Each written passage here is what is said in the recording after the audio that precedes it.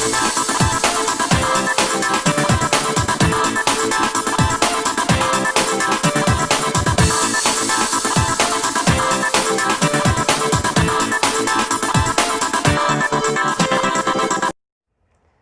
आज के लेक्चर में हम एक प्रोटोजोवन को ले रहे हैं जो कह सकते हैं मोनोसिस्टिस है।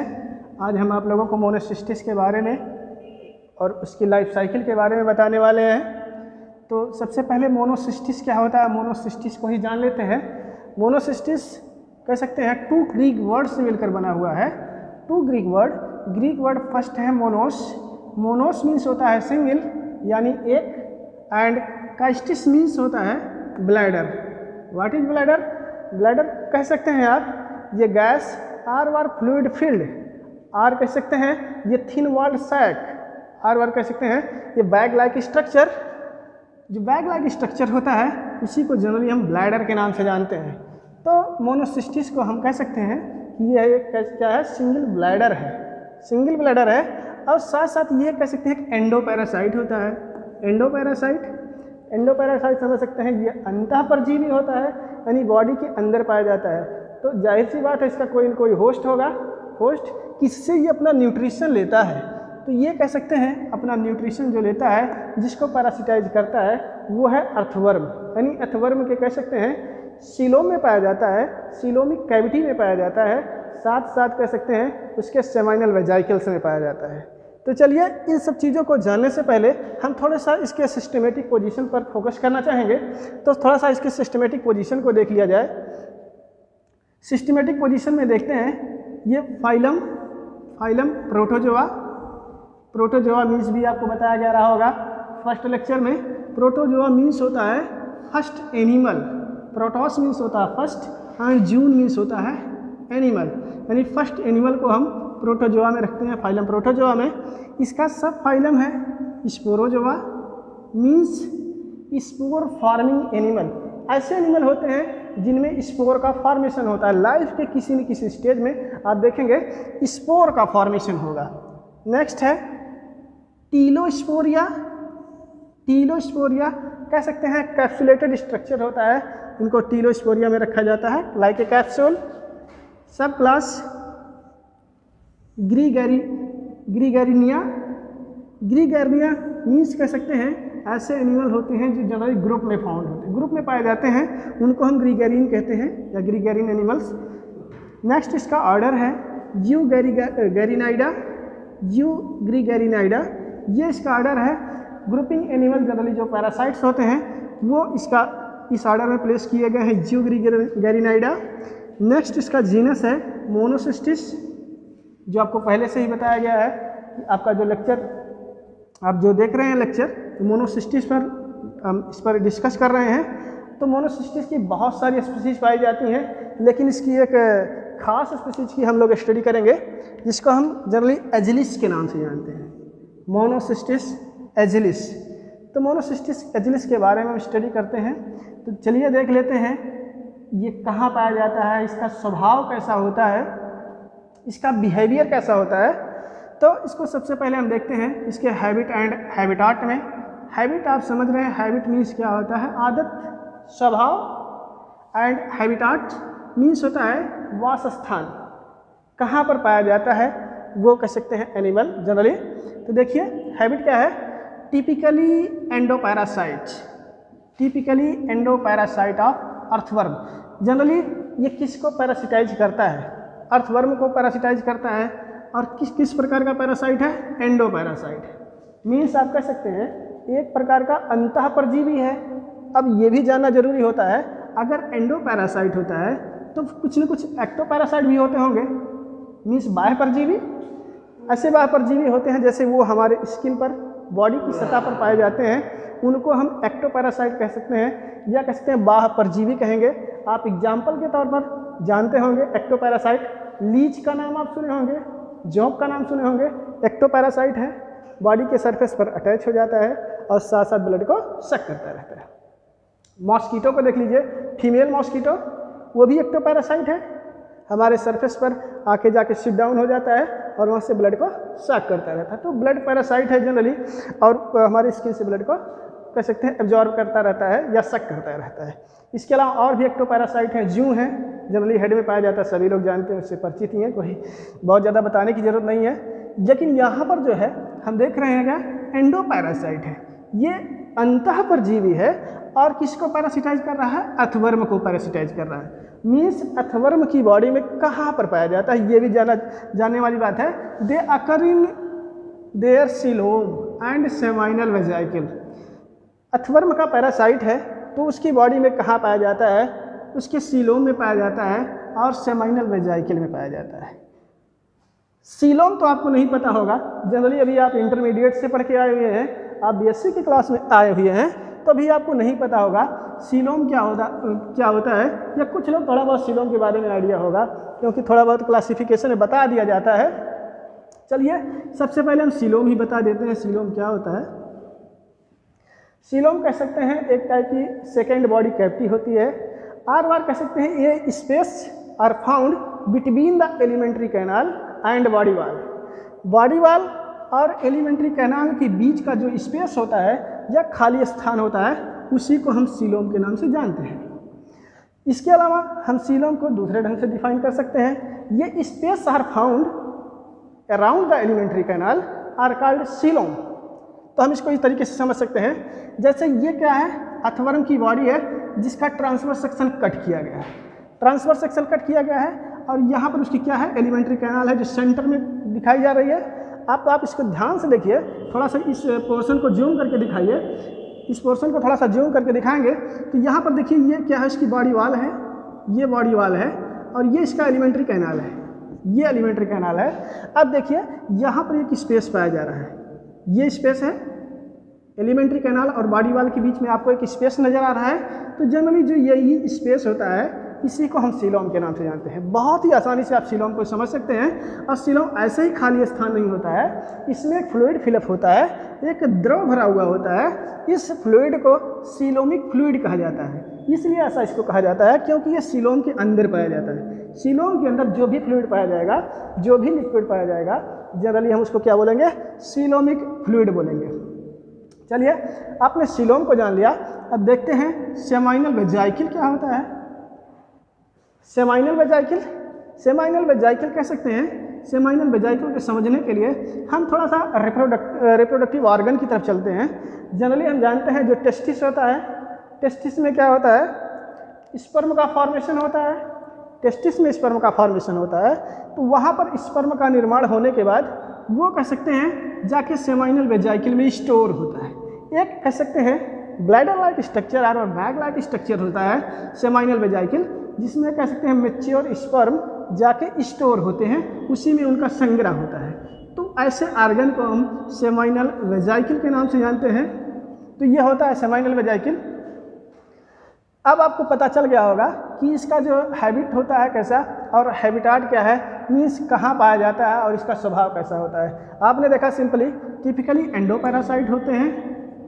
एंडोपैरासाइट मीन्स अंतःपरजीवी होते हैं। किसके अंतःपरजीवी होते हैं, अर्थवर्म के अंतःपरजीवी होते हैं। केंचुआ अर्थवर्म से आप परिचित होंगे। दे अकर इन देयर सीलोम, जो पैरासाइट है वह उसके सीलोम में पाया जाता है और साथ साथ सेमाइनल वेजाइकल में पाया जाता है। तो ये कह सकते हैं उसका हैबिट एंड हैबिटाट है। अब चलिए थोड़ा सा हम जिक्र कर लेते हैं स्ट्रक्चर ऑफ ट्रोफोजॉइट।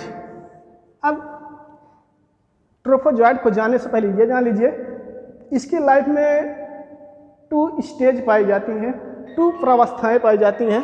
एक को हम ट्रोफोजॉइट के नाम से जानते हैं, ट्रोफोजॉइट, और इसका जो दूसरा स्टेज होता है वो स्पोरोजॉइट के नाम से जाना जाता है।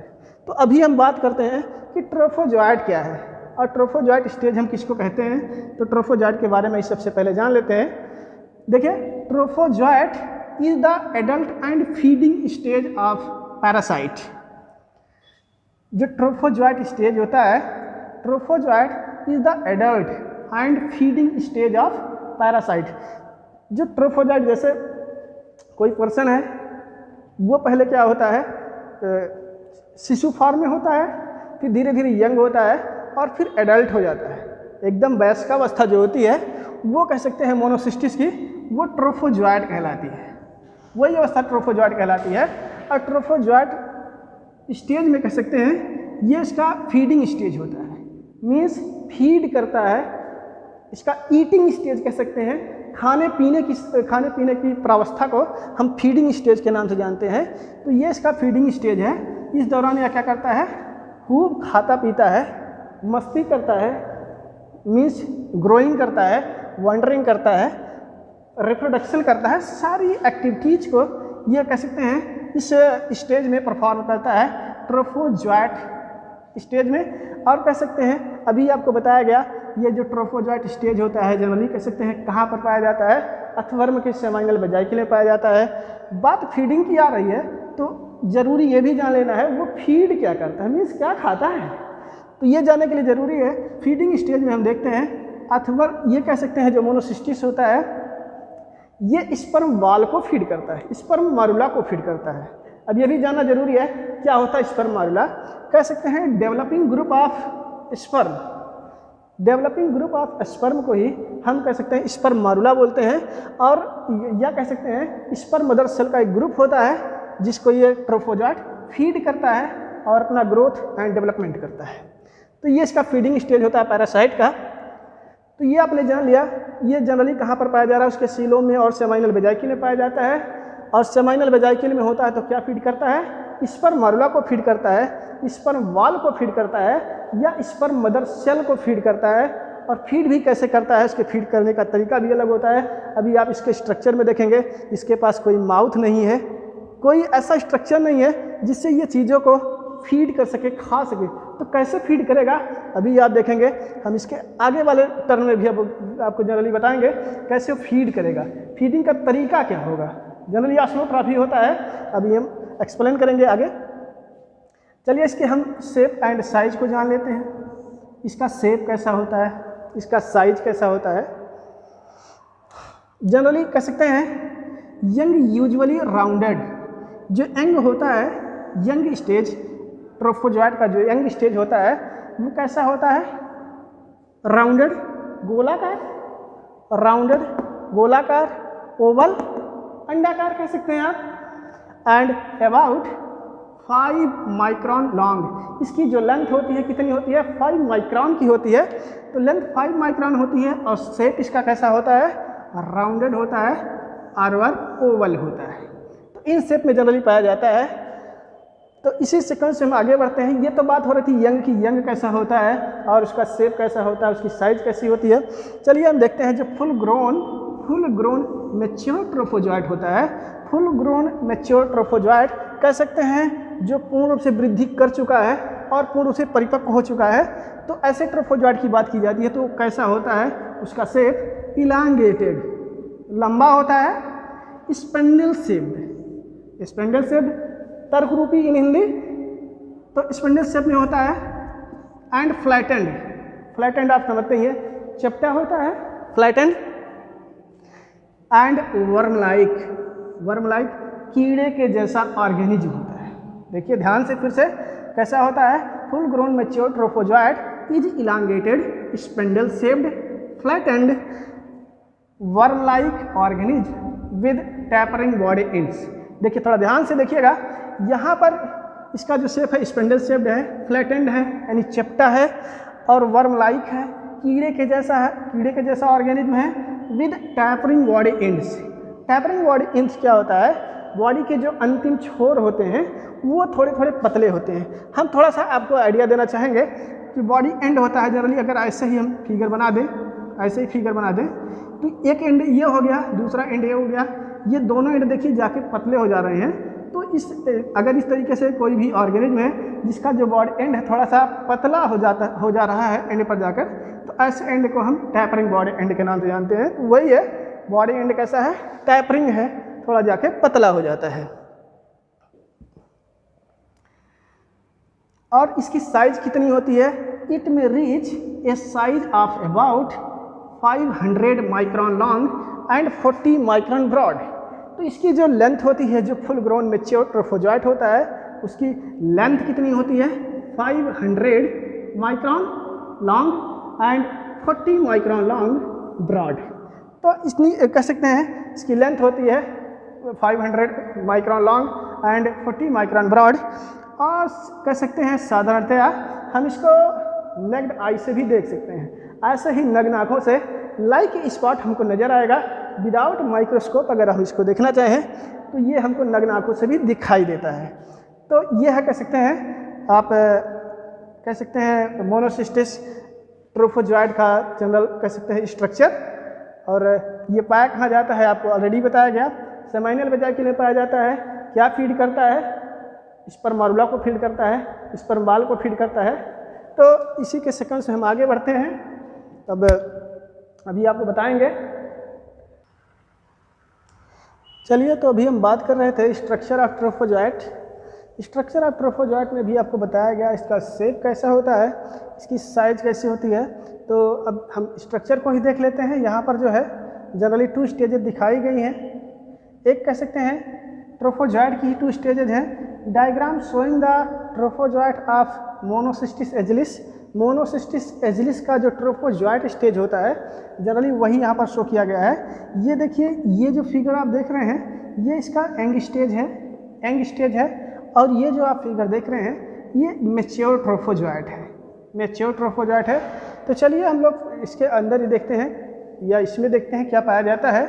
तो सबसे पहले हम देख लेते हैं इसकी जो आउटर कवरिंग है, बाहर की तरफ से देखते हैं एक लाइनिंग आपको नज़र आ रही है, आउटर कवरिंग नज़र आ रही है।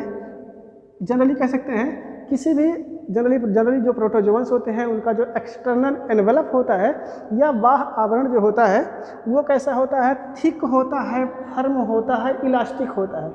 थिक होता है मीन्स मोटा होता है, फर्म होता है, दृढ़ होता है, एंड इलास्टिक मीन्स लचीला होता है, आप यूँ कह सकते हैं। तो जो ये मोनोसिस्टिस की आउटर कवरिंग है या एक्सटर्नल एनवेलप है, बाह्य आवरण है, ये कैसा है? थिक है, फर्म है, इलास्टिक है। इसी को हम पेलिकिल के नाम से जानते हैं। देखिए ये जो है पेलिकिल है। हम इसको बाहर की तरफ से देखना स्टार्ट कर रहे हैं तो इसकी जो आउटर कवरिंग है वो क्या है? पेलिकिल है। पेलिकिल कैसी होती है अभी आपको बताया गया। ये मोनोसिस्टिस का एक्सटर्नल इन्वेलप है, बाह्य आवरण है, जो कैसा है? थिक है, फर्म है, इलास्टिक है। वो जनरली क्या कहलाता है? पेलिकिल है। अब चलिए हम पेलिकिल के अंदर चलते हैं। पेलिकिल के जैसे ही नीचे की तरफ या अंदर की तरफ जाते हैं तो हमको जनरली इसका पूरा जो साइटोप्लाज्म है, मोनोसिस्टिस का साइटोप्लाज्म, ये जनरली 2 जोन में डिफ्रेंशिएट नज़र आता है, शार्पली डिफ्रेंशिएटेड होता है 2 जोन्स में, 2 क्षेत्रों में। एक आप देख रहे हैं डॉटेड लाइन, थोड़ा जूम करके दिखाइएगा। देखिए ये आपको नज़र आ रहा है, थोड़ा सा गौर कीजिएगा। ये एरिया आप देख पा रहे होंगे, यहाँ पर एक क्लियर एरिया नज़र आ रहा है। ये आउटर क्लियर जोन जो होता है, कह सकते हैं आउटर क्लियर जोन, यहाँ पर बताया गया। आउटर क्लियर जोन क्या होता है? उसका एक्टोप्लाज्म होता है।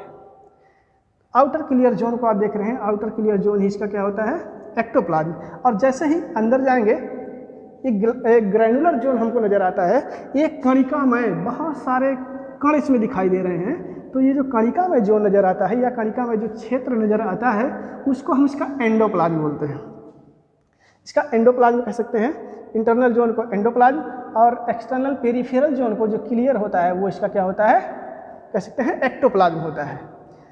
अब इसके हम लोग और अंदर में जाते हैं तो देखते हैं क्या, एक हमको इसके बॉडी में न्यूक्लियस नज़र आ रहा है, एक केंद्रक नज़र आ रहा है।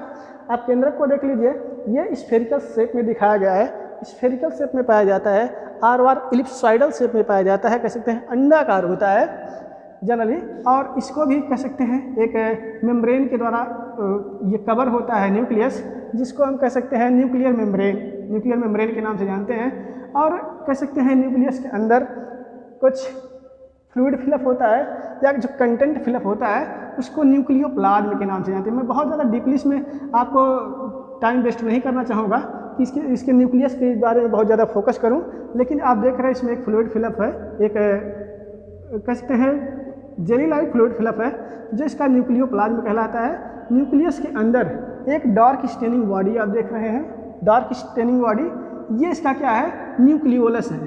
आपने न्यूक्लियस को देखा, ये इसकी कवरिंग को इंडिकेट कर रहा है, जो न्यूक्लियस को बताता है कि ये केंद्रक है। और जैसे आप उसके अंदर जाते हैं एक लिक्विड आपको इसमें मिल रहा है, एक द्रव दिखाई दे रहा है। वो जो लिक्विड है, द्रव है, वो कह सकते हैं न्यूक्लियोप्लाज्म है। सेल के अंदर भी एक द्रव भरा हुआ है, इसको हम साइटोप्लाज्म बोल रहे हैं। न्यूक्लियस के अंदर एक द्रव भरा हुआ है, इसको हम न्यूक्लियोप्लाज्म बोल रहे हैं। अब न्यूक्लियस के अंदर एक डार्क स्टेनिंग, एक गहरा कलर ली हुई है, एक संरचना हमको नज़र आ रही है। इस संरचना को हम अगर देखते हैं तो इसको हम न्यूक्लियोलस के नाम से जानते हैं। न्यूक्लियोलस इन हिंदी केंद्रिका और कैरियोसोम। ये जो कैरियोसोम है ये भी कह सकते हैं जनरली 2 वर्ड से मिलकर बना हुआ है। कैरियो मीन्स होता है, कैरियोन मीन्स होता है न्यूक्लियस एंड कह सकते हैं, और सोमा मीन्स होता है बॉडी। न्यूक्लियस के अंदर अगर कोई बॉडी पाई जा रही है तो जनरली वो कैरियोसोम कहलाती है, और इसी को हम न्यूक्लियस के नाम से जानते हैं। तो न्यूक्लियस के बारे में आपने जाना। न्यूक्लियस के अंदर कह सकते हैं जो क्रोमोसोम होता है ये कह सकते हैं 4 इन नंबर्स में होता है। कितने नंबर्स में होता है? 4 नंबर में होता है। मीन्स ट्रोफोजॉइट की जो बॉडी होती है ये हैप्लॉइड होती है। वैसे तो जनरली जो बॉडी होती है वो डिप्लॉइड होती है, लेकिन मोनोसिस्टिस की जो बॉडी होती है वो हैप्लॉइड होती है। वो हैप्लॉइड क्यों होती है इसको हम इसकी लाइफ साइकिल में आपको बताएंगे। वैसे भी आपको थोड़ा सा इंडिकेट कर दें कि मोनोसिस्टिस की लाइफ साइकिल में जो जाइगोट होता है सिर्फ और सिर्फ जाइगोट ही डिप्लॉइड होता है। बाकी की जितनी स्टेजेज होती है इसकी लाइफ साइकिल में सब क्या होती है? हैप्लॉइड होती है।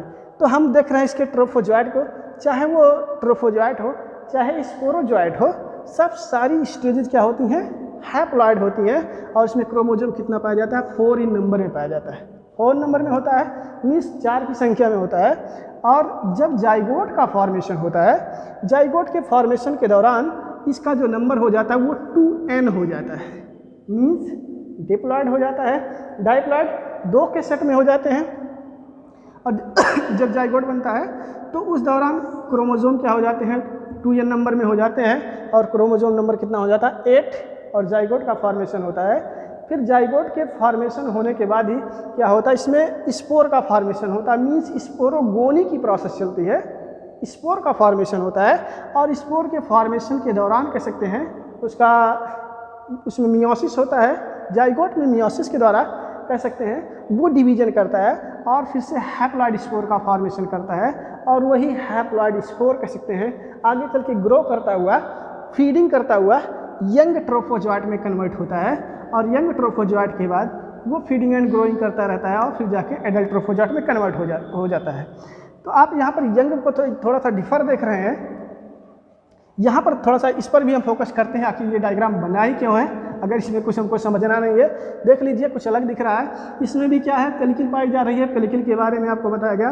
न्यूक्लियस पाया जा रहा है, न्यूक्लियस के बारे में आपको बताया गया। न्यूक्लियोलस पाया जा रहा है, ये भी आपको बताया गया। अब हम थोड़ा सा इसमें भी देख लेते हैं ग्रैनुलर जोन। ये जो कुछ ग्रैनुलर कणिका में संरचनाएं नज़र आ रही हैं, ये इसका रिजर्व फूड मटेरियल होता है जो पैराग्लाइकोजन होता है। पैराग्लाइकोजन ग्रैन्यूल है, कह सकती हैं ये स्पेशल टाइप का ग्लाइकोजन होता है जिसको हम पैराग्लाइकोजन ग्रैन्यूल के नाम से जानते हैं। स्पेशल फॉर्म ऑफ ग्लाइकोजन है।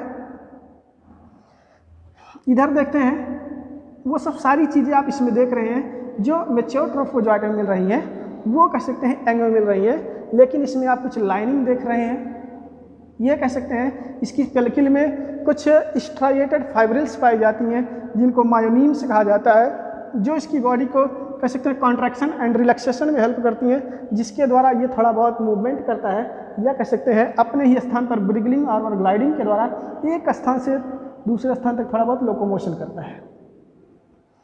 तो यहाँ पर देख लेते हैं कुछ अलग नज़र आ रहा है। इसकी सरफेस पर हम देख रहे हैं जो इसकी पेलिकल है, यहाँ पर कुछ सीलिया लाइक स्ट्रक्चर्स नज़र आ रहे हैं। वास्तव में ये सीलिया नहीं है, हम थोड़ा सा गौर से ध्यान से देखेंगे तो ये सीलिया नहीं होते, हमको पहले से पता है ये क्या फीड करता है।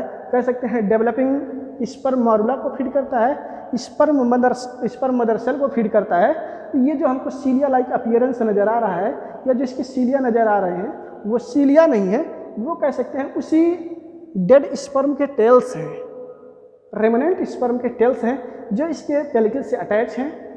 होता क्या है, जो यही रेमनेंट जो स्पर्म टेल्स है, जैसे ही ये यहाँ से रिमूव हो जाएगा, ये जो यंग ट्रोफोजॉइट है ये मैच्योर ट्रोफोजॉइट में कन्वर्ट हो जाएगा लाइक दिस। तो इस तरीके से कह सकते हैं ये इसका डेवलपमेंट होता है। ये इसका यंग स्टेज दिखाया गया है, ये मैच्योर स्टेज दिखाया गया है। दोनों में क्या डिफरेंस है आप अपने सामने ही देख सकते हैं। यहाँ पर सीलिया नज़र आ रही है, इसमें सीलिया वगैरह सब एब्सेंट हैं। तो ये जो सीलिया दिख रहा है वास्तव में सीलिया नहीं है, क्या है, स्पर्म टेल्स है, स्पर्म टेल्स है। आपको ऐसे ही पता होगा स्पर्म के जनरली 3 पार्ट होते हैं, एक हेड होता है, हेड, मिडिल पीस और टेल। ये हेड और मिडिल पीस को तो फीड कर जाता है, बाकी जो टेल वाला पार्ट होता है ये इसके पेलिकल से अटैच रह जाता है। तो यंग स्टेज में आप इसी तरीके से इसके टेल को देख सकते हैं और इसी को जैसे सिलिएटेड नज़र आता है, सिलिएटेड अपीयरेंस नज़र आता है, लेकिन वास्तव में सिलिएटेड होता नहीं है, यंग स्टेज में रेमिनेंट टेल होते हैं। तो ये था इसका जनरल स्ट्रक्चर जो अभी बताया गया कि इसका शेप कैसा होता है, स्पेंडल शेप वगैरह सब बताया गया आपको। तो वही है मैच्योर ट्रोफोजॉइड कह सकते हैं मोनोसिस्टिस का। चलिए हम थोड़ा सा और आगे बढ़ते हैं। अभी हम बात कर रहे थे पेलिकल को हमने जाना, इसके इंटरनल जोन, अब इसका कह सकते हैं साइटोप्लाज्म को भी जान लेते हैं। जैसे ही पेलिकल के हम बिलो जाते हैं, जैसे ही पेलिकल के अंदर की तरफ जाना प्रारंभ करते हैं, हमको इसका साइटोप्लाज्म नज़र आता है। तो हम साइटोप्लाज्म को ही कैसे डिस्कस कर लेते हैं। क्या होता है साइटोप्लाज्म? जेली लाइक फ्लूइड होता है विद इन द सेल कह सकते हैं, और ये साइटोप्लाज्म जनरली कह सकते हैं शार्पली डिफरेंशिएटेड होता है, एकदम शार्पली डिफरेंशिएटेड होता है 2 जोन्स में, शार्पली डिफरेंशिएटेड होता है 2 जोन्स में। कह सकते हैं इसका outer clear zone, outer clear zone, outer clear peripheral zone आप कह सकते हैं। Outer clear peripheral zone means परिधि की तरफ जो क्षेत्र पाया जाता है वो इसका बाह्य क्षेत्र होता है और वो एकदम क्लियर होता है। उसी को हम किस नाम से जानते हैं? एक्टोप्लाज्म। एक्टोप्लाज्म में ही देख लेते हैं। एक्टोप्लाज्म कह सकते हैं फर्दर डिफरेंशिएट होता है 3 लेयर्स में, 3 लेयर्स में डिफरेंशिएट होता है। कह सकते हैं इसकी जो आउटर लेयर होती है, outer layer of ectoplasm, outer layer इसकी एक्टोप्लाज्म की इपीसाइट के नाम से जानी जाती है। इसकी जो मिडिल लेयर होती है सार्कोसाइट के नाम से जानी जाती है, और इसकी जो इनर लेयर होती है वो मायोसाइट के नाम से जानी जाती है। तो ये इसकी 3 लेयर होती हैं कह सकते हैं एक्टोप्लाज्म की। जनरली आपसे एग्जाम में यही पूछा जाने वाला है। आपका एग्जाम जो होगा मल्टीपल MCQ टाइप का एग्जाम होने वाला है, तो उस कंडीशन में क्या होगा, आपसे मोनोसिस्टिस के एक कह सकते हैं आउटर एक्टोडर्म की जो लेयराइजेशन होती है वो कौन कौन सी लेयर पाई जाती हैं और उसका सही सीक्वेंस क्या है। Outer epicyte, middle sarcocyte, inner myocyte. तो इसी सीक्वेंस को आगे पीछे करके आपसे एग्जाम में पूछा जाएगा इसका सही सीक्वेंस क्या है। तो इसी सीक्वेंस में ये इसकी सारी लेयर पाई जाती हैं। जो सबसे बाहर की तरफ होती है एपिसाइट, जो मिडिल में होती है सार्कोसाइट, और जो इनर में होती है वो मायोसाइट। इसकी जो इनर मोस्ट लेयर होती है कह सकते हैं innermost layer of ectoderm, ये myocyte consist of longitudinal and contractile fibrils are myonemes. देखिए अभी यहाँ पर कुछ आप फाइब्रिस स्ट्रक्चर में देख रहे हैं, धागे जैसी संरचनाएं इसकी बॉडी में नज़र आ रही हैं। यही जनरली क्या है, वही मायोनिम्स हैं जो पेलिकल में कह सकते हैं अटैच हैं, या कह सकते हैं इसके एक्टोप्लाज्म में नज़र आ रही हैं। वो कैसी होती हैं, इसका जो मायोसाइट यानी इनर मोस्ट लेयर जो होता है कह सकते हैं एक्टोप्लाज्म का, वो कैसा होता है, ये कह सकते हैं लॉन्गिट्यूडनल कॉन्ट्रैक्टाइल फाइब्रिल बियर किए होता है, और उसी को हम मायोनिम्स के नाम से जानते हैं। तो ये इसकी बॉडी को कह सकते हैं कॉन्ट्रैक्शन एंड रिलैक्सेशन में हेल्प करता है, जिसके कारण इसमें थोड़ा बहुत लोकोमोशन देखने को मिलता है। अभी जब हम इसकी फिजियोलॉजी को आपको बताएंगे, फिजियोलॉजी में ही बताएंगे सबसे पहले कि लोकोमोशन कैसे करता है मोनोसिस्टिस के पास आप देख रहे हैं कोई स्पेशल लोकोमोटरी ऑर्गेनल्स नहीं पाया जा रहा है जिसके कारण वह एक स्थान से दूसरे स्थान पर जा सके। हमारे पास तो लेग है लेकिन इसके पास ऐसा कुछ नहीं है ना। तो इस कंडीशन में कैसे ये एक स्थान से दूसरे स्थान पर जाता है अभी हम आपको बताएंगे। यही जो इसके मायोनिम्स हैं, जो माइक्रोफाइब्रिल्स हैं, लॉन्गिट्यूडनल माइक्रोफाइब्रिल्स कह सकते हैं, इसी में संकुचन होता है और शिथिलन होता है, संकुचन होता है शिथिलन होता है। इसी संकुचन और शिथिलन के कारण ही, या कह सकते हैं मूवमेंट के कारण ही ये थोड़ा बहुत लोकोमोशन कर पाता है, एक स्थान से दूसरे स्थान पर जा पाता है। अदरवाइज अगर आप देखेंगे तो ये एक एंडोपैरासाइट है, इसको खुद चल के कहीं जाने की जरूरत नहीं है। वो जहाँ पर जिस स्थान पे है वहीं पर थोड़ा बहुत आगे पीछे होकर अपना न्यूट्रिशन लेता रहता है। तो ये है एक्टोप्लाज्म के बाद जैसे ही हम इसके और अंदर में जाते हैं तो हमको इनर ग्रैनुलर जोन मिलता है। इनर ग्रैनुलर जोन जिसको हम एंडोप्लाज्म के नाम से जानते हैं, जिसको एंडोप्लाज्म के नाम से जानते हैं। देखिए ग्रैनुलर जोन की बात हम कर रहे हैं ग्रेनुलर मीन्स होता है कणिकामय, या बहुत सारे कण आपको नजर आ रहे हैं जैसे पैराग्लाइकोजन के कण, पैराग्लाइकोजन के ग्रेन्यूल्स इसमें ऐसे ही दिख रहे हैं। इसका साइटोप्लाज्म है इंटरनल साइटोप्लाज्म और एंडोप्लाज्म जो कह सकते हैं कणिकामय है, तो वही है कह सकते हैं इनर ग्रेनुलर एंडोप्लाज्म। इसमें क्या होता है abundance the granules of paraglycogen, fat globules and some volutin and phosphorus and protein rich in phosphorus and nucleic acid. फिर से देख लीजिए क्या है abundance the granules of paraglycogen. Paraglycogen बहुत ही प्रचुर मात्रा में पाया जाता है, बहुत ही ज़्यादा मात्रा में होता है। इसके बाद फैट ग्लोब्यूल्स होते हैं, fat globules, some volutin and protein पाया जाता है जो कैसा होता है रिच इन फास्फोरस और न्यूक्लिक एसिड से भरा हुआ होता है, या कह सकते हैं बहुत अधिक मात्रा में प्रोटीन में या वोलेटिन में क्या पाया जाता है फास्फोरस और न्यूक्लिक एसिड पाया जाता है। तो इसी के साथ हम और आगे बढ़ते हैं इसमें जो है अभी अब तो देखिए हमने जो है इस मैटर को इस तरीके से ही थोड़ा सा पहले से ही कुछ मैटर को आपको लिख के रखने हैं, क्योंकि यहाँ पर ऑलरेडी आपको नोट्स ऐसे नहीं दिया जाने वाला है। तो हम चाह रहे हैं आप चाहे तो इसका स्क्रीनशॉट ले लीजिए, आपके मोबाइल में रहेगा, या फिर चलते हाथों लिखते भी रहिए जैसे जैसे हम आगे बढ़ रहे हैं बता रहे हैं। आप इसको अपने कॉपी में नोट करते रहिए तो आपको आसानी होगी। फिर फ्यूचर में अगर आपको देखना होगा ऐसे ही कॉपी में अपने देख सकते हैं, नहीं तो फिर से इसको आपको ऑनलाइन जाके डाउनलोड करना पड़ेगा, ऐसे देखना पड़ेगा। तो फिर जैसे अपनी सुविधा के अनुसार आप चाहे तो स्क्रीनशॉट लेकर रख लीजिए या फिर जो है नोट करते रहिए। चलिए हम थोड़ा सा न्यूक्लियस पर भी फोकस कर देते हैं। अभी आपने ऑलरेडी डायग्राम में देखा कि न्यूक्लियस हमको कैसा दिखाई देता है, तो क्योंकि आपको नोट नहीं दिया जा रहा है तो हम चाह रहे हैं कुछ पॉइंट को हम ऑलरेडी थोड़ा बहुत ऐसे ही नोट कर देते हैं व्हाइट बोर्ड पर, ताकि आप या तो इसका स्क्रीनशॉट ले लें या फिर जो है ऐसे ही चलते हाथों नोट करते रहिए। तो देखते हैं यहाँ पर जो न्यूक्लियस होता है, न्यूक्लियस कितना होता है, सिंगल होता है, मीन्स एक ही न्यूक्लियस होता है, vesicular like a bladder bag like कह सकते हैं, विद स्फेरिकल कैसा होता है उसका से गोलाकार, स्फेरिकल एंड इलिप्सॉइडल अंडाकार कह सकते हैं, इलिप्सॉइडल फॉर्म में पाया जाता है, और स्फेरिकल फॉर्म में पाया जाता है कह सकते हैं, गोलाकार होता है, या फिर इसका जो रूप होता है वो कैसा होता है अंडाकार होता है, इलिप्सॉइडल फॉर्म में होता है। इसके साथ इसकी खास बात क्या होती है, it contain usually one nucleolus, nucleus के अंदर सिर्फ एक न्यूक्लियोलस होता है, और कैरियोसोम। न्यूक्लियोलस को और किस नाम से जाना जाता है, कैरियोसोम के नाम से भी जाना जाता है। कैरियोन मीन्स आपको बताया गया है nucleus and Soma means body. तो न्यूक्लियस के अंदर अगर कोई अलग से संरचना पाई जा रही है, कोई अलग से कोई बॉडी पाई जा रही है, तो उसको जनरली हम किस नाम से जानते हैं, कैरियोसोम के नाम से जानते हैं, और न्यूक्लियोलस के नाम से जानते हैं। इसकी और क्या खास बात होती है, न्यूक्लियोप्लाज्म कंटेन्स 4 क्रोमोसोम। अभी आपको स्ट्रक्चर में ही बताया गया था कि जो ट्रोफोजॉइट होता है जनरली वो क्या होता है, हैप्लॉइड होता है। मीन्स क्रोमोसोम नंबर कितना होता है, 4 होता है, और ये हैप्लॉइड नंबर में होता है, हैप्लॉइड इन नंबर।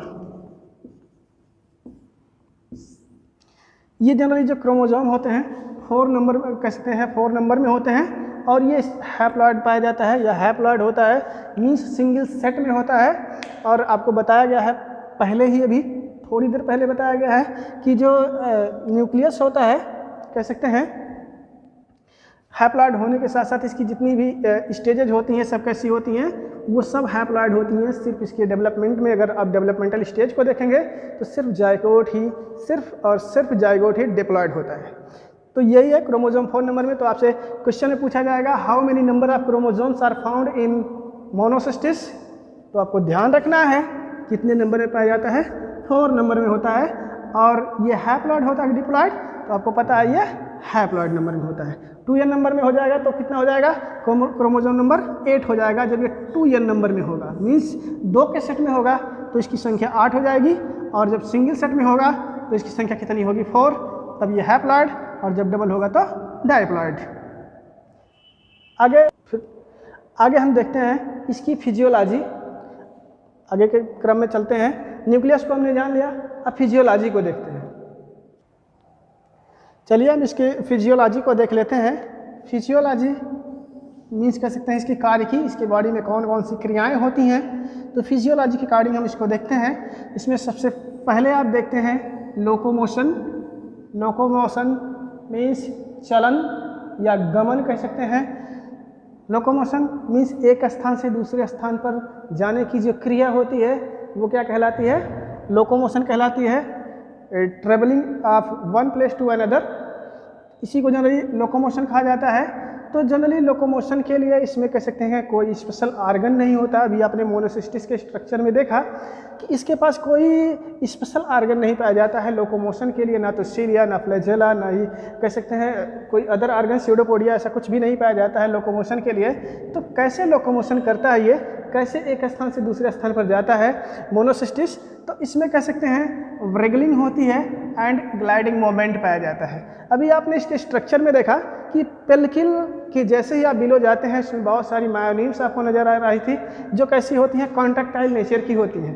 तो कह सकते हैं व्रिगलिंग के द्वारा और ग्लाइडिंग मोमेंट के द्वारा कह सकते हैं जो मोनोसिस्टिस होता है थोड़ा बहुत लोकोमोशन करता है, क्योंकि ये एक एंडोपैरासाइट है। बॉडी के जब अंदर होता है तो इसको बहुत ज़्यादा इधर उधर दौड़ने की आवश्यकता नहीं होती है, तो थोड़ा बहुत इसको लोकोमोशन करने की आवश्यकता होती है। तो व्रिगलिंग और ग्लाइडिंग के द्वारा कह सकते हैं, व्रिगलिंग मीन्स कह सकते हैं ये थोड़ा सा छटपटाता है, लाइक ए इंसेक्ट कह सकते हैं। छटपटाहट होता है, जैसे आप कीड़ों के अंदर देखते हैं, किसी वर्म के अंदर देखते हैं कोई कीड़ा जैसे छटपटा रहा होता है, तो उस टाइप की जो मूवमेंट होती है, गति होती है, वो जनरली व्रिगलिंग कहलाती है। ग्लाइडिंग मीन्स आप समझ ही रहे हैं, विसर्पण होता है, मीन्स ऐसे ही कह सकते हैं सरफेस पर सरकता हुआ आगे बढ़ता है। तो ये जो मोमेंट होती है जनरली ग्लाइडिंग मोमेंट होती है। तो व्रिगलिंग और ग्लाइडिंग के द्वारा कह सकते हैं ये एक स्थान से दूसरे स्थान पर जाता है।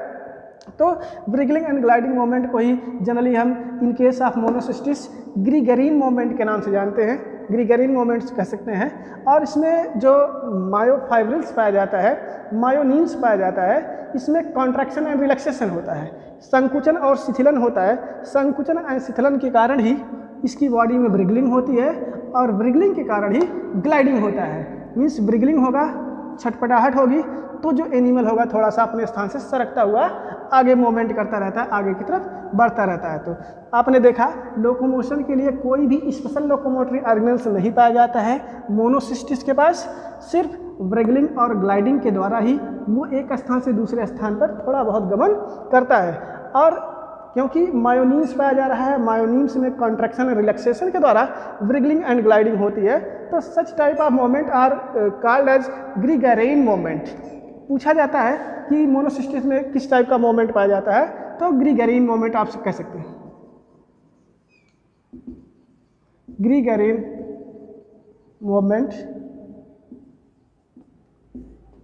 आपसे पूछा जाएगा आपके एग्जामिनेशन में कि जो मोनोसिस्टिस होता है इसमें किस टाइप का मूवमेंट पाया जाता है, तो उसका आंसर होगा ग्रीगरीन मूवमेंट, यानी कॉन्ट्रैक्शन और रिलैक्सेशन के द्वारा जो मूवमेंट होता है, गति होता है, उसी को generally in case of Monocystis gregarine movement कहा जाता है। इसी तरीके से आप प्रोटोजोन में अगले चैप्टर में पढ़ेंगे यूग्लिना को, तो यूग्लिना में भी इसी तरीके से मायोनिम्स पाया जाता है, जिसमें वो कॉन्ट्रैक्शन और रिलैक्सेशन के द्वारा वो भी लोकोमोशन करता है। लेकिन यूग्लिना के केसेस में हम उसको अलग नाम देते हैं, यहाँ ग्रीगरीन मूवमेंट के नाम से जानते हैं, और वहाँ पर चूंकि वो यूग्लिना में है तो उसको हम यूग्लिनॉइड मूवमेंट के नाम से जानते हैं। दोनों चीज़ें सेम हैं, लेकिन अलग अलग एनिमल में होने के कारण ही उसको अलग अलग नामों से जाना जाता है।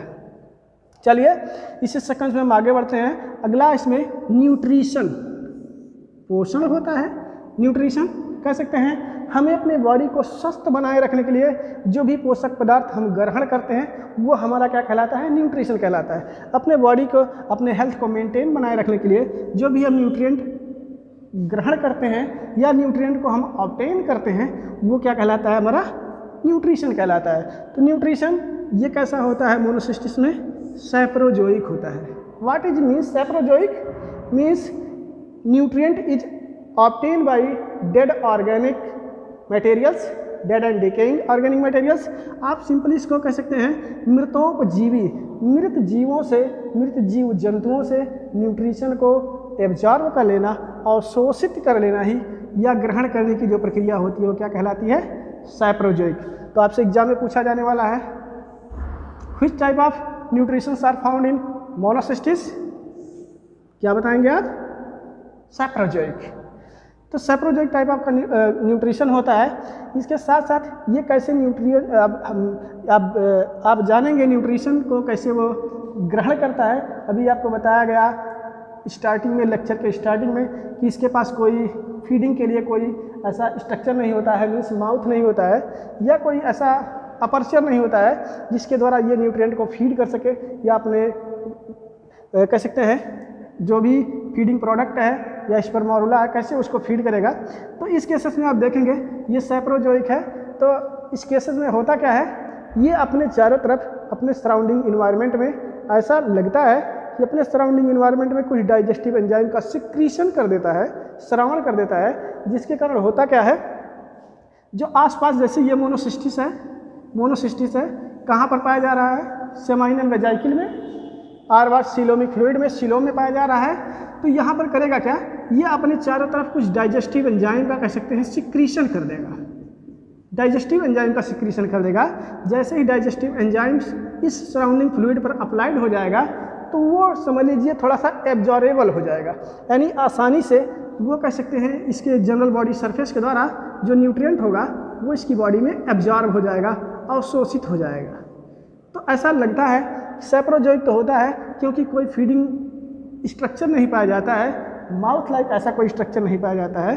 तो ऐसा लगता है कि अपने चारों तरफ सराउंडिंग इन्वायरमेंट में कुछ डाइजेस्टिव एंजाइम का सिक्रीशन करता होगा, जिसके कारण जो भी न्यूट्रिएंट इसके सराउंडिंग में कह सकते हैं आसपास चारों तरफ अवेलेबल है वो डाइजेस्टिबल हो जाता है, एब्जॉर्बेबल हो जाता है, आसानी से अवशोषित हो जाता है। तो कह सकते हैं जनरल बॉडी सरफेस के द्वारा जो न्यूट्रिएंट इसकी बॉडी में एब्जॉर्ब हो जाता है, ये जो प्रक्रिया होती है, जो प्रोसेस होती है, वही जनरली ऑस्मोट्रॉफी कहलाती है।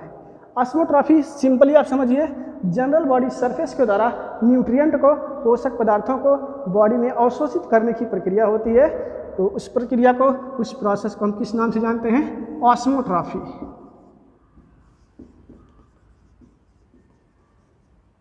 ऑस्मोट्रॉफी बॉडी सरफेस के द्वारा न्यूट्रिएंट को एब्जॉर्ब करना या न्यूट्रिएंट को एब्जॉर्ब करने की जो प्रोसेस होती है वो क्या कहलाती है? ऑस्मोट्रॉफी। तो ये कह सकते हैं सैप्रोजोइक होता है, ऑस्मोट्रॉफी के द्वारा न्यूट्रिएंट को एब्जॉर्ब करता रहता है। और इसका जो रिजर्व फूड मटेरियल होता है, रिजर्व फूड मटेरियल वो पैराग्लाइकोजन होता है। जो भी रिजर्व फूड मटेरियल होता है पैराग्लाइकोजन के फॉर्म में, ये कह सकते हैं ग्लाइकोजन का एक स्पेशल फॉर्म है जिस फॉर्म में कह सकते हैं बॉडी में स्टोर होता रहता है। तो रिजर्व फूड मटेरियल क्या होता है? इसका पैराग्लाइकोजन होता है। इसी चक्कर में हम आगे बढ़ते हैं, रेस्पायरेशन को देख लेते हैं। रेस्पायरेशन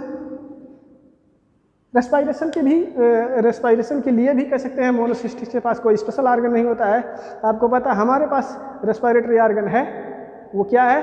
लंग्स है, जिसके द्वारा हम इन्वायरमेंटल एयर को क्या करते हैं? इनहेल करते हैं और फिर कह सकते हैं carbon dioxide and other gases को बॉडी से बाहर निकालते हैं। तो यहाँ पर कह सकते हैं गैसेस एक्सचेंज के लिए या कह सकते हैं रेस्पायरेशन के लिए कोई स्पेशल ऑर्गन नहीं पाया जाता है। तो ऑक्सीजन को ऑब्टेन्ड कहाँ से किया जाता है? ऑक्सीजन को कह सकते हैं जनरल बॉडी सरफेस के द्वारा, डिफ्यूजन के थ्रू। डिफ्यूजन मीन्स होता है विसरण, विसरण के द्वारा ही कह सकते हैं पेल्किन से होता हुआ एब्जॉर्ब हो जाता है, या जनरल बॉडी सरफेस के द्वारा जो ऑक्सीजन होता है वो एब्जॉर्ब होकर बॉडी के अंदर चला जाता है, जिस सराउंडिंग मीडियम में होता है, चाहे वो सीलोमिक फ्लूइड में हो, चाहे वह सीलोमिक वेजाइकिल, चाहे वह सेमाइनल वेजाइकिल में हो। सेमाइनल वेजाइकिल में होगा तो वहाँ पर सेमाइनल फ्लूइड होगा और उस सराउंडिंग फ्लूइड से कह सकते हैं जो भी ऑक्सीजन होगा वो डिफ्यूजन के थ्रू एब्जॉर्ब होकर बॉडी के अंदर चला जाता है और वहाँ से कार्बन डाइऑक्साइड डिफ्यूज आउट हो जाता है, बाहर की तरफ आ जाता है सराउंडिंग इन्वायरमेंट में। तो इस तरीके से गैसेस एक्सचेंज होता है और इसकी बॉडी के अंदर कह सकते हैं मोनोसिस्टिस के अंदर जो माइटोकॉन्ड्रिया पाया जाता है वो जनरली रेस्पायरेटरी एंजाइम की सिंथेसिस करता है, जिससे पायरोबिक एसिड का या कह सकते हैं उसका कंजर्वेशन किया जाता है और कार्बन डाइऑक्साइड एंड वाटर का प्रोडक्शन होता है। तो इस तरीके से कह सकते हैं रेस्पायरेशन होता है। एक्सक्रीशन भी देख लेते हैं, ये तो श्वसन है। अब हम आज इसको देख लेते हैं। एक्सक्रीशन मीन्स होता है उत्सर्जन। बहुत सी मेटाबॉलिक एक्टिविटीज बॉडी के अंदर चलती रहती हैं। मोनोसिस्टिस की बॉडी है और उसके अंदर बहुत सारी मेटाबॉलिक एक्टिविटीज, उपापचयी क्रियाएं चलती रहती हैं। इसकी भी जनरली 2 फॉर्म्स होती हैं, एक होती है एनाबॉलिक और दूसरी होती है कैटाबॉलिक। मेटाबॉलिक मेटाबॉलिक, हम कह सकते हैं metabolic is equal to anabolic plus catabolic. ये एनाबॉलिक और कैटाबॉलिक क्या है और मेटाबॉलिक क्या होता है? मेटाबॉलिक आप सिंपली समझते हैं उपापचयी क्रियाएं होती हैं। एनाबॉलिक क्या होता है? जब मोनोसिस्टिस को एनर्जी ऑब्टेन करना होता है, एनर्जी को कह सकते हैं प्रोड्यूस करने के लिए, एनर्जी को जो है ऑब्टेन करने के लिए जो एनर्जी यूज होती है, जिस एनर्जी का वो यूज करता है, वो जनरली कह सकते हैं एनाबॉलिक कहलाता है।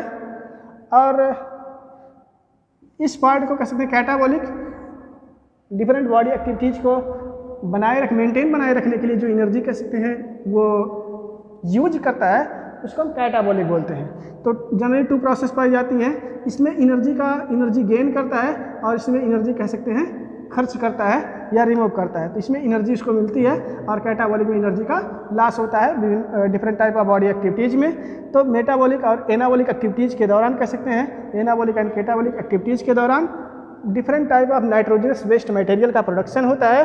वो carbon dioxide nitrogenous waste material कह सकते हैं, उसका फॉर्मेशन होता है। और इसी नाइट्रोजनस वेस्ट मटेरियल को, कार्बन डाइऑक्साइड को बॉडी से बाहर निकालने की जो प्रक्रिया होती है वो जनरली एक्सक्रीशन कहलाती है। तो ये भी कह सकते हैं डिफ्यूजन के थ्रू, विसरण के थ्रू ही ये बॉडी से बाहर चला जाता है, सराउंडिंग मीडियम में चला जाता है। देखिए carbon dioxide and nitrogenous waste product produced as a result of metabolism are eliminated by diffusion into the surrounding fluid. इसके चारों तरफ जो भी सराउंडिंग में फ्लूइड होता है वहीं पर नाइट्रोजनस वेस्ट मटेरियल का या कह सकते हैं कार्बन डाइऑक्साइड का डिफ्यूजन के थ्रू बॉडी से बाहर निकाल दिया जाता है। तो आगे हम अगले लेक्चर में हम देखेंगे मोनोसिस्टिस की life cycle. Thank you, best of luck. तो मोनोसिस्टिस के इस लेक्चर में हम लोग अब देखने वाले हैं रिप्रोडक्शन एंड लाइफ साइकिल को। तो चलिए स्टार्ट करते हैं मोनोसिस्टिस की लाइफ साइकिल को। तो सबसे पहले हम देख लेते हैं मोनोसिस्टिस जनरली मोनोजेनेटिक होता है, मीन्स इसकी लाइफ साइकिल जो है सिंगल होस्ट में कंप्लीट होती है, एक ही होस्ट में कंप्लीट होती है। जनरली जो पैरासाइट्स होते हैं वो डाइजेनेटिक होते हैं, उनकी लाइफ साइकिल 2 होस्ट में कंप्लीट होती है। जैसे आप प्लैटीहेल्मिन्थेस से टीनिया सोलियम का नाम ले लीजिए, उसे आप इंटरमीडिएट में फीताक्रीमी के बारे में पढ़े होंगे, आप जानते होंगे वो एक डाइजेनेटिक पैरासाइट है जिसकी लाइफ साइकिल 2 होस्ट में कंप्लीट होती है। एक तो उसका जो प्राइमरी होस्ट होता है, प्राइमरी होस्ट मीन्स जिसमें पैरासाइट की एडल्ट फॉर्म पाई जाती है, वो मैन होता है प्राइमरी होस्ट। और जो उसका सेकेंडरी होस्ट होता है वो सेकेंडरी होस्ट कह सकते हैं पिग होता है। तो उसकी जो लाइफ साइकिल है 2 होस्ट में कंप्लीट होती है, एक तो मैन और दूसरे कह सकते हैं पिग, इसलिए उसको हम डाइजेनेटिक बोलते हैं, उसकी लाइफ साइकिल को डाइजेनेटिक बोलते हैं। लेकिन यहाँ पर हम स्टडी करने वाले हैं मोनोसिस्टिस को। तो मोनोसिस्टिस की जो लाइफ साइकिल है वो मोनोजेनेटिक होती है, मीन्स सिंगल होस्ट में कंप्लीट होती है। आपको पहले ही बताया जा चुका है कि मोनोसिस्टिस जो होता है ये एर्थवर्म को पैरासिटाइज करता है, एर्थवर्म में इसकी लाइफ साइकिल कंप्लीट होती है। तो एर्थवर्म इसका होस्ट है और कह सकते हैं उसी के अंदर इसकी लाइफ साइकिल कंप्लीट होती है। तो चलिए देखते हैं। सबसे पहले इसकी कह सकते हैं मोनोजेनेटिक होने के साथ साथ सिर्फ जाइगोट ही इसमें एक ऐसा स्टेज होता है जो डिप्लॉयड होता है। बाकी की जितनी स्टेजेज आप देख रहे हैं सिर्फ जाइगोट को छोड़ दिया जाए, सिर्फ जाइगोट ही एक ऐसा स्टेज है जो डिप्लॉयड होता है। बाकी सारी स्टेज कह सकते हैं गैमेटोड, गैमेटोसाइट या गैमीट्स या स्पोर्स, ये सब सारी स्टेजेस क्या होती हैं, हैप्लॉयड होती हैं। तो चलिए हम स्टार्ट करते हैं। ये डाइजेनेटिक लाइफ साइकिल, यहाँ पर आपको मैच्योर ट्रोफोजोइट दिखाया जा रहा है। ये मैच्योर ट्रोफोजोइट है। अब मैच्योर ट्रोफोजोइट पहले करता क्या है, जब मैच्योर हो जाता है तो फीडिंग करता है, ग्रोइंग करता है, वॉन्डरिंग करता है, मीन्स कह सकते हैं खूब खाता पीता है, वृद्धि करता है और कह सकते हैं परिभ्रमण करता रहता है। तो इस प्रकार जो है फीडिंग करता है, ग्रोइंग करता है और वॉन्डरिंग करता है। और फिर धीरे धीरे क्या होता है, रिप्रोडक्टिव बॉडी में चेंज हो जाता है। मीन्स आप देख रहे हैं ओवल रिप्रोडक्टिव बॉडी में चेंज हो जाता है और कह सकते हैं पेयरिंग होती है। 2 एडल्ट कह सकते हैं जो मोनोसिस्टिस होते हैं वो एक दूसरे के साथ कांटेक्ट में आते हैं और अपनी सामान्य सतह के द्वारा एक दूसरे से अटैच हो जाते हैं, मीन्स पेयरिंग होती है। देखिए दो कह सकते हैं एडल्ट ट्रोफोजोइड जो रिप्रोडक्टिव बॉडी में चेंज हो चुका है, अब जो है इस तरीके से कह सकते हैं एक दूसरे के कांटेक्ट में आएंगे और एक दूसरे से मिल जाएंगे और फिर पेयरिंग करते हैं। ये दोनों ही क्या होते हैं, इनको हम गैमेटोसाइट बोलते हैं और गैमॉन्ट बोलते हैं। गैमेटोसाइट इसलिए बोलते हैं क्योंकि अब ये यहाँ पर देखिए गैमेटोसाइट कहा जा रहा है। गैमेटो मीन्स होता है gamete and site means site का सेल से है, मीन्स पूरा जो सेल है वो गैमीट की भांति बिहेवियर करने वाला है या गैमीट का फॉर्मेशन करने वाला है। तभी आप देखेंगे कैसे गैमीट का फॉर्मेशन करता है, इसलिए हम इस सेल को गैमेटोसाइट बोलते हैं और गैमॉन्ट बोलते हैं। जो एक दूसरे के कांटेक्ट में जब आते हैं तो तब हम उनको गैमॉन्ट बोलते हैं, और क्योंकि ये गैमीट का फॉर्मेशन करने वाली सेल्स है इसलिए हम इसको क्या बोलते हैं, गैमेटोसाइट। यहाँ पर सबसे जो खास बात होती है, ये जब दोनों एक दूसरे के कांटेक्ट में आते हैं तो ये अपने चारों तरफ एक कॉमन सिस्ट का फॉर्मेशन करने लगते हैं, कॉमन सिस्ट का सिक्रीशन करने लगते हैं। यहाँ पर देखिए इसके अगले स्टेज में दिखाया जा रहा है, ये करता क्या है, जब ये दोनों एक दूसरे के कांटेक्ट में आ जाते हैं तो ये अपने चारों तरफ एक डबल लेयर्ड कह सकते हैं सिस्ट का फॉर्मेशन करते हैं, एक प्रोटेक्टिव कवरिंग का फॉर्मेशन करते हैं। थोड़ा सा इस एरिया को जूम करके दिखाइएगा। तो ये जो है प्रोटेक्टिव लेयर जो होती है, एक जो सुरक्षात्मक कवच का इसके चारों तरफ निर्माण हो जाता है, ये भी 2 लेयर्ड होता है। देखिए अब ये जो कह सकते हैं सिस्ट का फॉर्मेशन हो रहा है, प्रोटेक्टिव कवरिंग का फॉर्मेशन हो रहा है, इस सिस्ट को हम गैमेटोसिस्ट के नाम से जान रहे हैं। क्या बोलेंगे, गैमेटोसिस्ट। अभी ये क्या थे, गैमेटोसाइट थे, गैमीट का निर्माण करने वाली सेल थी, और इसने क्या किया, अपने चारों तरफ एक सुरक्षात्मक कवच का फॉर्मेशन कर लिया, सुरक्षात्मक लेयर का फॉर्मेशन कर लिया, इसलिए इस लेयर को हम क्या बोलेंगे, गैमेटोसिस्ट। ये जो गैमेटोसिस्ट है ये जनरली 2 लेयर की होती है। जो आउटर लेयर होती है, फिगर को थोड़ा सा ध्यान से देखिए, आउटर जो लेयर है ये थोड़ी थिक है, मोटी है, हार्ड होती, थिक होती है, हार्ड होती है, इसको हम इक्टोसिस्ट के नाम से जानते हैं। इक्टोसिस्ट ये आउटर बाहर की तरफ होती है, थिक होती है, हार्ड होती है, तो इसको हम इक्टोसिस्ट के नाम से जानते हैं। जो इनर वाली लेयर होती है वो थिन होती है, मीन्स पतली होती है, तो हम इसको एंडोसिस्ट बोलते हैं। अब देखिए होता क्या है, सिस्ट के अंदर ये जो कह सकते हैं एक टाइप का सेक्सुअल रिप्रोडक्शन, इसमें क्या होता है, ये दोनों इस तरीके से मिलते हैं कि कभी भी दोनों का आपस में साइटोप्लाज्म एक्सचेंज नहीं होता। जैसे आपने कॉन्जुगेशन में पढ़ा हुआ है, कॉन्जुगेशन में जनरली क्या होता है, ये दोनों के बीच की जो कह सकते हैं लेयर है या दोनों के बीच की जो कह सकते हैं मेम्ब्रेन है, ये ऐसे डिजनरेट हो जाती है, डिसइंटीग्रेट हो जाती है, और साइटोप्लाज्म का आपस में मिक्सअप हो जाता है, साइटोप्लाज्म आपस में मिल जाता है। फिर क्या होता है, न्यूक्लियाई आपस में फ्यूज कर जाते हैं और फिर कह सकते हैं जाइगोट का फॉर्मेशन होता है। लेकिन यहाँ ऐसा नहीं होने वाला है, यहाँ पर जो ये कह सकते हैं लेयराइजेशन है या दोनों के बीच की जो लेयर है ये हमेशा कह सकते हैं ऐसा ही इंटैक्ट बनी रहेगी। इसमें इस टाइप की जो पेयरिंग होती है, इसमें कभी भी जो कह सकते हैं ना तो न्यूक्लियस का फ्यूजन होता है ना ही साइटोप्लाज्म का फ्यूजन होता है।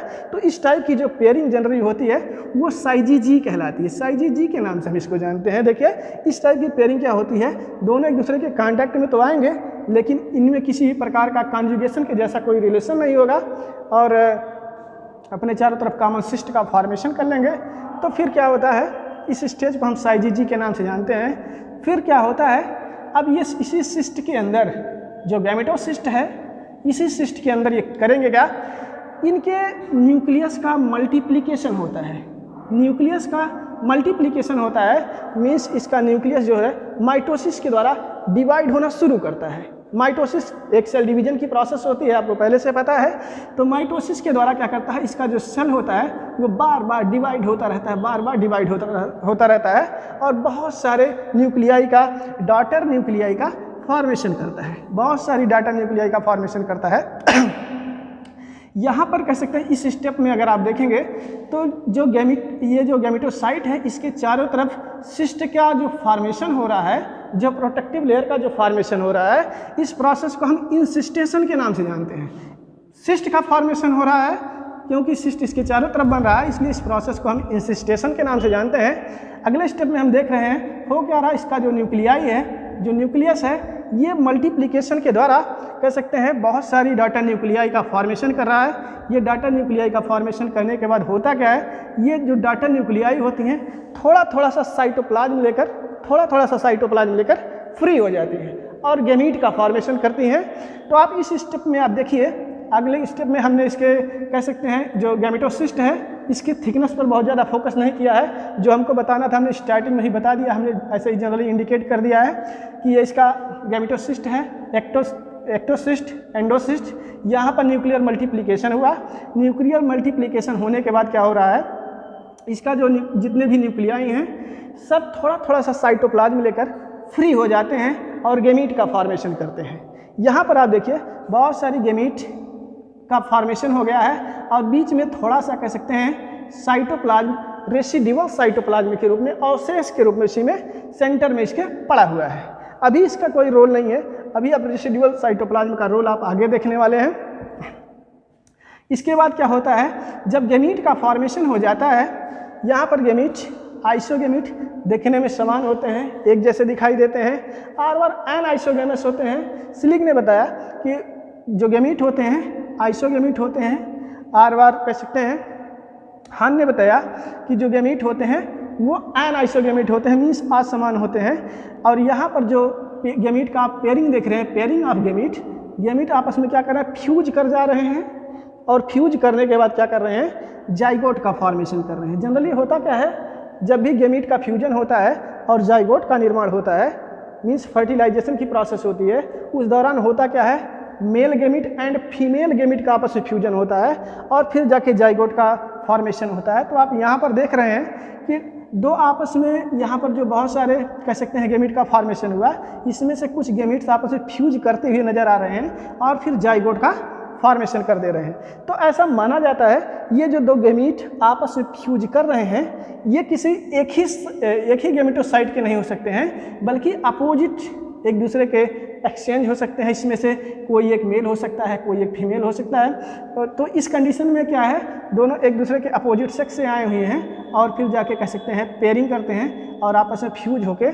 जाइगोट का फॉर्मेशन करते हैं।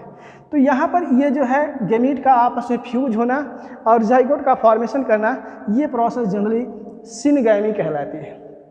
सिनगैमी फर्टिलाइजेशन का ही फॉर्म होता है, जनरली इन प्रोटोजोअन्स में सिनगैमी टर्म दिया गया है। तो हम इसको देखते हैं, अब जाइगोट बन गया है। तो यहाँ तक की जो प्रोसेस होती है आप देख लीजिए, यहाँ से साइजीजी से स्टार्ट हो रही है और कह सकते हैं सिनगैमी तक की जो प्रोसेस होती है ये गैमेटोगोनी कहलाती है। ध्यान देंगे, गैमेटोगोनी जो टर्म है इसमें होता क्या है, फॉर्मेशन ऑफ गैमीट। इस स्टेप को देखिए, गैमीट का निर्माण हो रहा है। यहाँ से देख रहे हैं आप, यहाँ से यहाँ तक की जो प्रोसेस चल रही है, गैमीट का निर्माण हुआ। अलग अलग कुछ फ्री गैमीट आपको नजर आ रहा है इसमें, और कुछ गैमीट आपस में फ्यूज होते हुए दिखाई दे रहे हैं। तो गैमीट का फॉर्मेशन हुआ, इसके बाद गैमीट आपस में फ्यूज कर जा रहे हैं, और जो गैमीट आपस में फ्यूज कर रहे हैं वो ऐसा मानना है साइंटिस्ट का कि जो आपस में गैमीट फ्यूज कर रहे हैं वो अपोजिट सेक्स से आए हुए हैं और फिर जो है वो जाइगोट का फॉर्मेशन कर रहे हैं। तो यहाँ पर देखिए फ्यूज करने के बाद सिनगैमी होती है, मीन्स फर्टिलाइजेशन हो जाता है और जाइगोट का फॉर्मेशन हो जाता है। जाइगोट बन गया। अभी हमने बताया कि मोनोसिस्टिस की लाइफ साइकिल में जितनी भी स्टेजेज होती हैं सब क्या होती हैं, हैप्लॉइड होती हैं। Only zygote are diploid, means अभी 2 सेल आपस में मिले, अब ये डिप्लॉइड हो गया, डिप्लॉइड जाइगोट का फॉर्मेशन हुआ। जाइगोट का फॉर्मेशन होने के बाद अब क्या करता है, ये भी अपने फॉर्म में, अपने कह सकते हैं रूप में बहुत जल्दी चेंजिंग लाता है, बहुत जल्दी बदलाव लाता है। और देखिए ये राउंडेड शेप से ओवल शेप में कन्वर्ट हो जा रहा है, राउंडेड शेप से ओवल शेप में कन्वर्ट हो जा रहा है। और हम इसको एक अलग नाम दे देते हैं, स्पोरोब्लास्ट। स्पोरोब्लास्ट के नाम से अब हम इसको जानने लगते हैं। देखिए अभी बाहर से इसकी जो गैमेटोसिस्ट है, गैमेटोसिस्ट वो ऑलरेडी कह सकते हैं मेंटेन बनी हुई है, अभी किसी प्रकार का कोई चेंज ऐसा नहीं हुआ। लेकिन जो जाइगोट है वो जाइगोट अपने आप में बदलाव ला रहा है, धीरे धीरे क्या कर रहा है, वो अपने शेप को चेंज कर रहा है। और जो स्फेरिकल शेप है या राउंडेड शेप है उससे एक शेप में कन्वर्ट हो जा रहा है, ओवल शेप में कन्वर्ट हो जा रहा है। मीन्स स्पोरोगोनी की प्रोसेस, जाइगोट बनने के बाद स्पोरोगोनी की प्रोसेस स्टार्ट हो जाती है। मीन्स कह सकते हैं स्पोर के फॉर्मेशन की प्रोसेस स्टार्ट हो जाती है।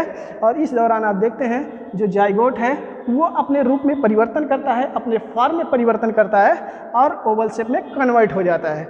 और जब ओवल शेप में कन्वर्ट हो जाता है तब हम इसको क्या बोलते हैं, स्पोरोब्लास्ट बोलते हैं। आगे क्या होता है, ये जो स्पोरोब्लास्ट है, अब स्पोरोब्लास्ट भी अपने चारों तरफ एक अलग से सिस्ट का फॉर्मेशन करने लगता है। आप इस स्टेप में देखिए, अगले वाले स्टेप में जो स्पोरोब्लास्ट है, स्पोरोब्लास्ट को हम जाइगोब्लास्ट के नाम से भी जान सकते हैं, क्योंकि जाइगोट ही चेंज हो रहा किसमें, स्पोरोब्लास्ट में, तो इसको जाइगोब्लास्ट भी हम कह सकते हैं। तो यहाँ पर आप अगले स्टेप में देख रहे हैं, ये जो कह सकते हैं स्पोरोब्लास्ट है, अब ये रिडक्शन डिवीजन के द्वारा, पहले तो रिडक्शन डिवीजन के द्वारा और बाद में कह सकते हैं माइटोसिस के द्वारा, पहले मियोसिस फिर माइटोसिस, लगातार 3 सक्सेसिव डिवीजन के द्वारा ये कह सकते हैं जो स्पोरोसिस्ट कह सकते हैं स्पोरोब्लास्ट होता है वो 8 नंबर में स्पोर का फॉर्मेशन करता है। यहाँ पर देखिए ये तो अपने चारों तरफ एक सिस्ट का फॉर्मेशन करता है जिसको स्पोरोसिस्ट के नाम से जानते हैं, एक कह सकते हैं अलग से प्रोटेक्टिव कवरिंग का फॉर्मेशन कर लेता है, तो इसको हम स्पोरोसिस्ट के नाम से जानते हैं। और स्पोरोसिस्ट के अंदर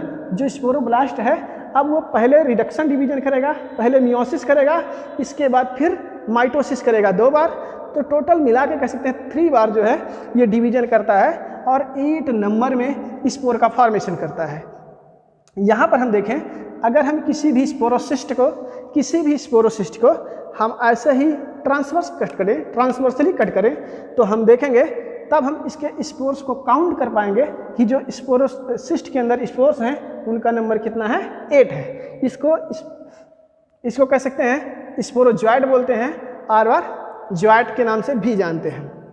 अब क्या होता है, अब देखिए अभी हमने बताया था कि यहाँ पर इस स्टेप में आप देखिए, इस स्टेप में आप देख रहे हैं जब गैमीट का फॉर्मेशन हो रहा है, गैमीट आपस में फ्यूज हो रहा है, तो सेंटर में कुछ रेसिड्यूअल साइटोप्लाज्म बचा हुआ है। अब रेसिड्यूअल साइटोप्लाज्म का रोल आ गया, आप इधर आ जाइए, तो आप देखेंगे जो रेसिड्यूअल साइटोप्लाज्म अभी तक सेंटर में बचा हुआ था, उसमें क्या होती है, स्वेलिंग होती है, उसमें स्वेलिंग होती है। वो कह सकते हैं स्वेलिंग के कारण उसका जो वॉल्यूम है बढ़ता है, जिससे इसकी जो कह सकते हैं स्पोरोसिस्ट होती है, इसकी जो गैमेटोसिस्ट होती है, जो आउटर कवरिंग है, गैमेटोसिस्ट पर एक प्रेशर पड़ता है जिसके कारण ये वर्स्ट हो जाती है, फट जाती है। और जैसे ही ये फटती है इसकी वाल, तुरंत ये कह सकते हैं जो स्पोरोसिस्ट हैं ये गैमेटोसिस्ट से बाहर आ जाते हैं। यहाँ पर आपको गैमेटोसिस्ट यहाँ से निकल चुका है, कह सकते हैं बाहर आ चुका है गैमेटोसिस्ट से।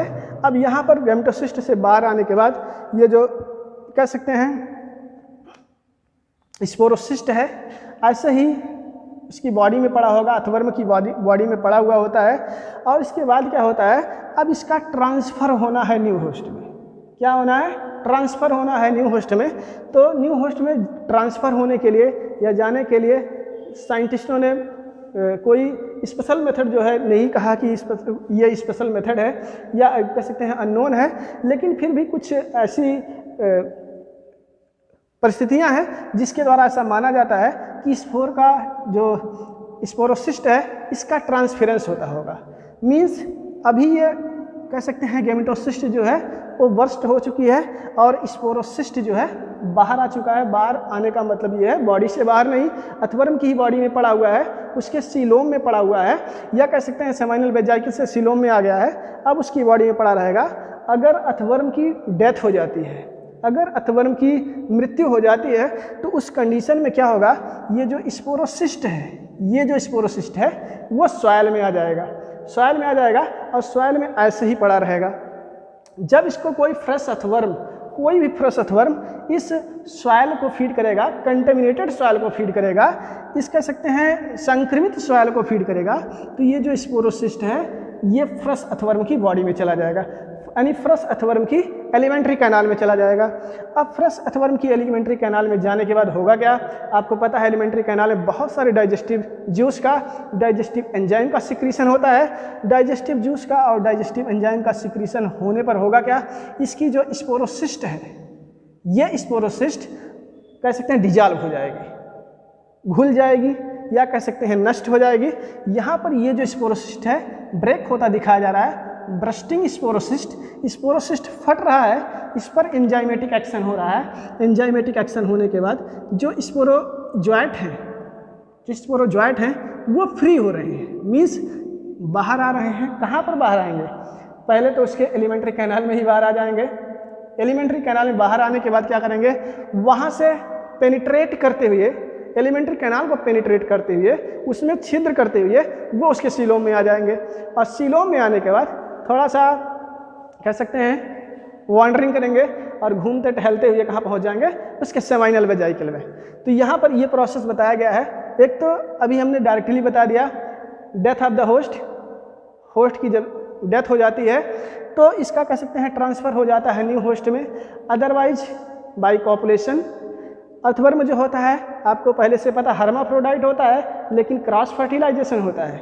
हर्माफ्रोडाइट होता है, क्रॉस फर्टिलाइजेशन होता है, तो उस दौरान क्या होता है, जब सीमेन का ट्रांसफ़र हो रहा होता है एक दूसरे में, तो उस दौरान सेमाइनल फ्लूइड के साथ ये जो स्पोरोसिस्ट है, ये स्पोरोसिस्ट उसी के साथ ट्रांसफ़र हो जाता है फ्रेश होस्ट में, तो नेक्स्ट होस्ट में पहुंच जाता है।